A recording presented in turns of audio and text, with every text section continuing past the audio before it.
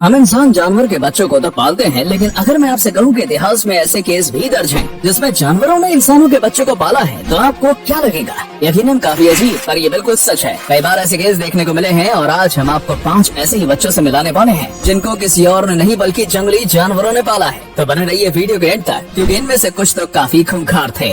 Number 5, रोंगचोंग पेंगियांग। Cambodia के एक गांव वालों ने एक लड़की को पकड़ा था जो कि उनका खाना चुराकर वहां से भागने की कोशिश कर रही थी। और जब उस व्यक्ति ने उसे पकड़कर पूछा कि तुम कहां से आई हो, तो वो कुछ बोल ही नहीं रही थी। उसके बाद वो गांव वालों की भीड़ लग गई और वो लड़की किसी भी प्रकार की भाषा नहीं बोल पा रही थी, बस अजीब जानवरों की तरह आवाज निकल पा रही थी। जिसके बाद उस लड़की की चर्चा आसपास के कई गाँव में होने लगी। फिर पास के ही एक गाँव वाले ने कहा, ये मेरी बेटी है जो कि 20 साल पहले जंगल में गुम हो गई थी। पहले तो सबको यकीन नहीं हुआ, लेकिन जब इसने उसकी इकलौती फोटो दिखाई तो सबको यकीन हो गया। इसका कहना था कि जब वो 8 साल की थी तब वो जंगल में गायब हो गई थी और अब जब ये मिली है तो ये किसी भी प्रकार की भाषा नहीं बोल पा रही थी। तब उसने थोड़े बहुत शब्द बोलना शुरू किया करती थी। जैसे ये बात तय है कि ये एक नहीं बल्कि कई जानवरों के साथ रहा करती थी, लेकिन ये सबसे ज्यादा बंदरों की तरह हरकत किया करती थी। इसके परिवार वालों को इसे संभालना काफी ज्यादा मुश्किल हो गया था, क्योंकि ये बार बार भागने की कोशिश करती और आखिरकार ये भागने में कामयाब भी हो गई थी। इसके बाद से ये फिर कभी नहीं मिली।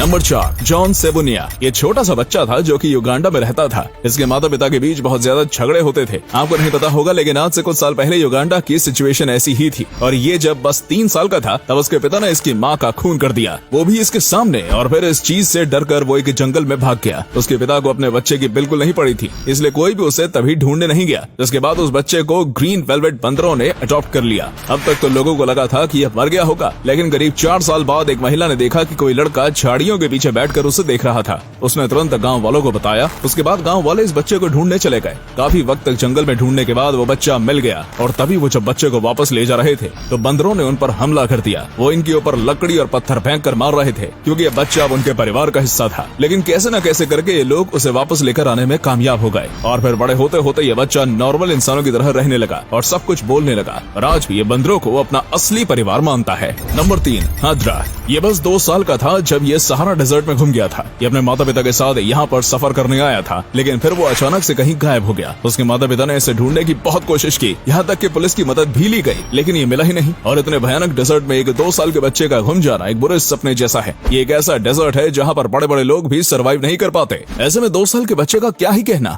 इसलिए लोगों का ये मानना था कि अब इसका खेल खत्म हो चुका है, लेकिन कुदरत को कुछ और ही करिश्मे अडॉप्ट कर लिया। इसका कहना है कि इसे अच्छे से याद तो नहीं है, लेकिन इसे शुतुरमुर्ग का झुंड दिखा था और वो उनके पीछे भागने लगा था। और जब तक ये समझने जितना हुआ था तब ये ऑलरेडी शुतुरमुर्ग के झुंड का एक हिस्सा बन चुका था। उनके साथ ही खाया करता था और उनके साथ ही पूरे दिन रहा करता था। आपको नहीं पता होगा, लेकिन शुतुरमुर्ग को इंसानों की कंपनी बिल्कुल नहीं पसंद है। उन्हें कई बार इंसानों पर हमला करते हुए भी देखा गया है। ऐसे में उन्होंने इसे क्यों पाला ये तब तक रहस्य है। खैर, जब ये 12 साल का हुआ तब लोगों द्वारा इसे ढूंढ लिया गया था और अब इसके 2 बच्चे भी हैं जिसे ये अपनी कहानियां सुनाता है। नंबर 2, लियोखा।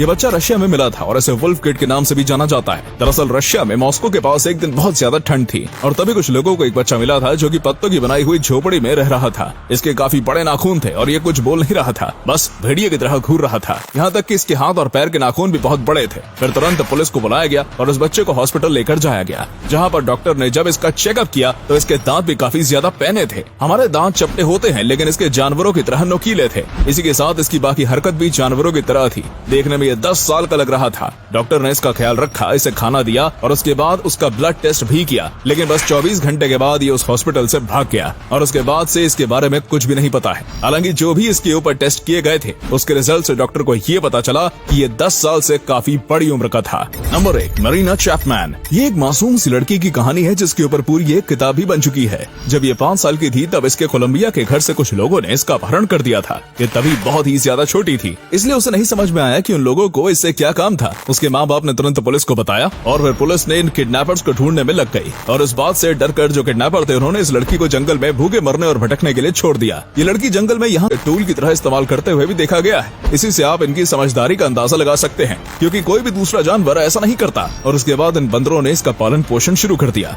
और फिर इसके करीब 5 साल बाद कुछ शिकारियों के नजर में ये आ गई थी और फिर उन्होंने कॉप्स को बुलाया था और इनकी असली फैमिली से इन्हें मिलाया गया था। ये तभी बस 10 साल की थी, इसलिए अगले 5-6 सालों में ये बिल्कुल किसी नॉर्मल अपनी उम्र के बच्चे जैसी हो गई थी और अब इनकी शादी भी हो गई है, बच्चे भी हो गए हैं और अपनी स्टोरी के ऊपर इन्होंने किताब भी लिखी है।